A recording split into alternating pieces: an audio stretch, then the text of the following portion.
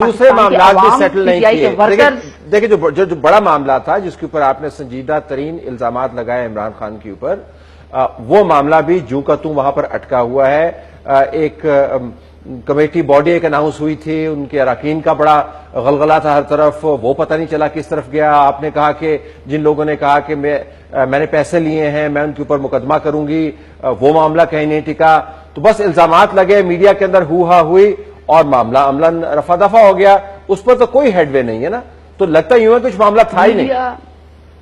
Media نے یہ اس media کو معلوم ہونا چاہیے کہ اس کمیٹی کی کارروائی سے کون بھاگا، کس نے راہ فرار اختیار کی. چیئرپرسن صاحب جو ہیں وہ ابھی تک اس میں پیش نہیں ہو رہے، حالانکہ جو ہیراسمنٹ لا ہے پاکستان میں 2010 کا، اس کے اندر جو آپ کا ڈپارٹمنٹ ہوتا ہے وہ اپنی انکوائری کمیٹی بٹھاتا ہے. تو ہم دونوں کا ڈپارٹمنٹ تو پارلیمنٹ آف پاکستان ہے. تو یہ جناب جو ہیں ادھر سے فرار ہو گئے ہیں. وہ کہتے ہیں کہ میں بلیک بیری کسی کو بھی نہیں دکھاؤں گا، تو اس میں پیش بھی نہیں ہوں گا.